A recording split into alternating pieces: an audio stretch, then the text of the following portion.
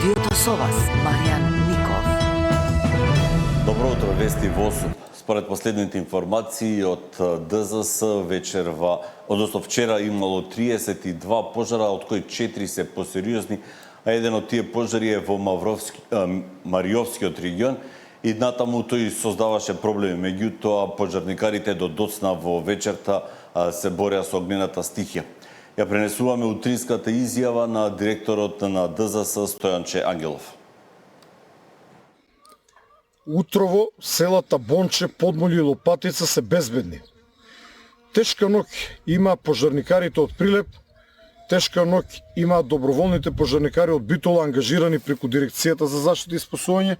Тешка ноќ имавме сите ние кои што се наоѓаме во самото село Лопатица, кој што синоќа беше загрозено од пламените јазици.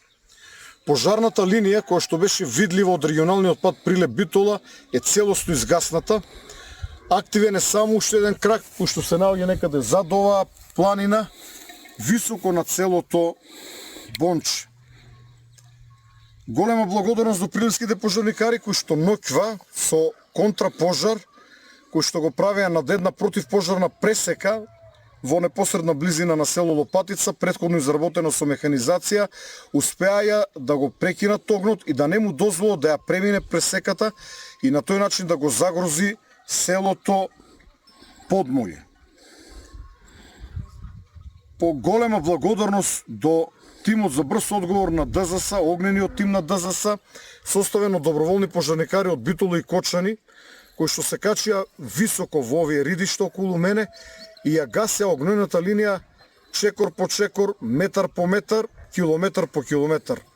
На моје големо неверување изгаснаа повеќе километри огнена линија која што сега ја нема, како да не постоела.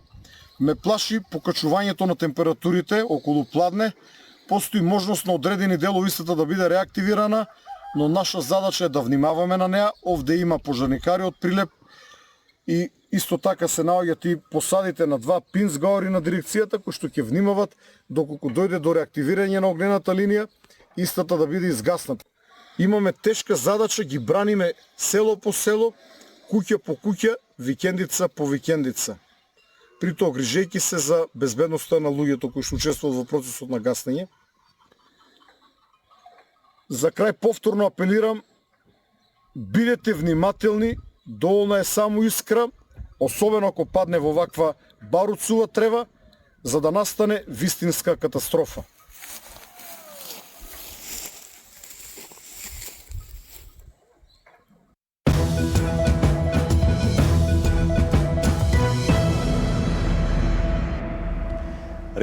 Регистрирани се 4 нови пациенти позитивни на вирусот на западно-нилска треска. Сите се од Скопје, сите се постари од 65 години. Заедно со нив во моментот има 42 потврдени случаи. Нови четворица заболени од западно-нилска треска регистрираше Скопскиот центар за јавно здравје. Сите се над 65 годишна возраст. Двајца се од центар и по еден случај од Киселавода и Студеничани. Досега инфицирани се 42 лица. Помеѓу нив нема врзани случаи, односно не се од исти семејства. Неинфективна на болничко лекување поради воспаление на мозокот и мозочната обвивка. Примени се 3 нови пациенти. На клиниката хоспитализирани се вкупно 22 лица.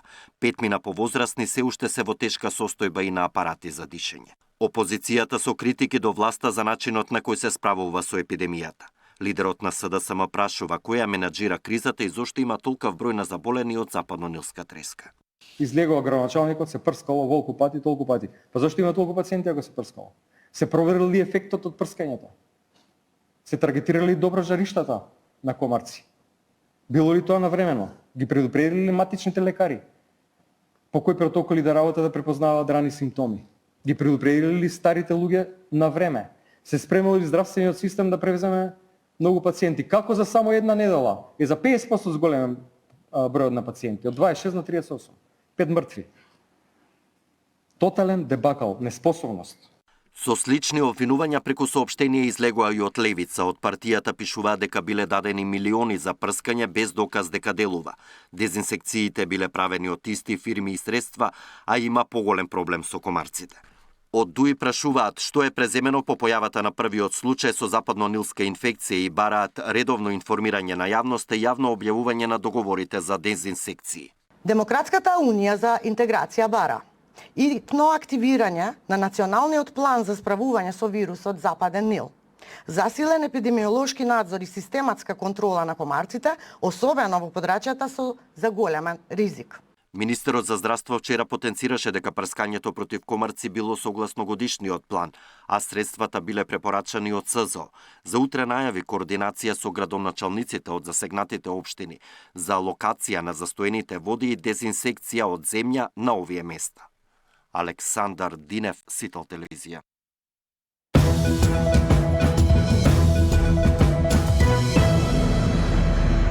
Еден од главните предизвици во надворешната политика останува проблемот со Бугарија. Премиерот вели дека е подготвен во секое време да се сретне со бугарскиот колега, но само доколку има услови за некакви суштински разговори, бидејќи како што рече, не би сакал да го троши ниту своето, ниту неговото време.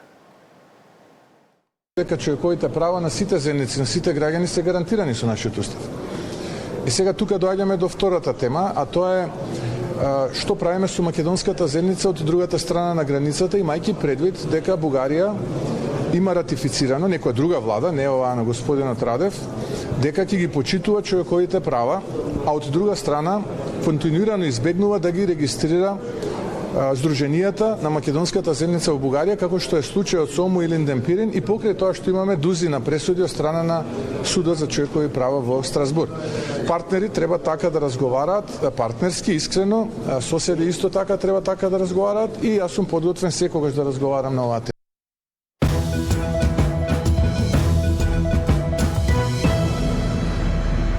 Годинова ќе има училишна кошничка. Владата подготвува мерки за поевтин школски прибор пред почетокот на учебната година.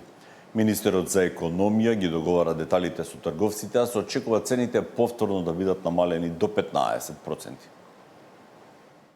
И годинава ќе има училишна кошничка, мерка со која треба да се спречи поскапување на школскиот прибор пред почетокот на учебната година.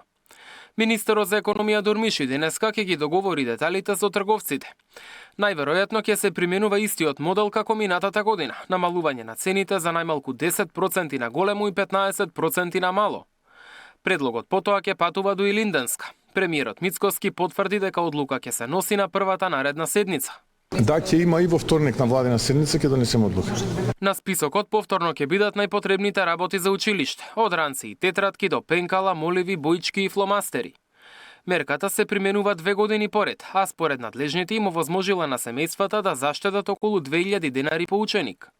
Сепак првиот школски ден и натаму носи солидна сметка. Математиката на Сител покажа дека за основна опрема на едно прваче потребни се најмалку 5000 денари. За оние кои сакаат покомплетен прибор, трошокот може да достигне и до 10.000. А школските трошоци доаѓаат во момент кога семејствата веќе плаќаат поскап живот. Според Сојузот на синдикати, минималната кошница во август се приближи до 69.000 денари, над 3.000 денари повеќе од лани.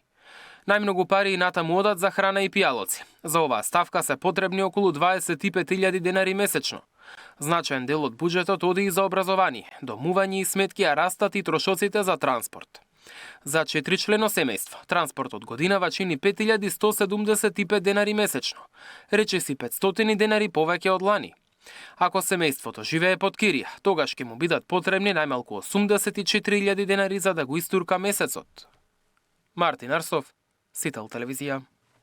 Од јавата на вестите информацијата дека вечер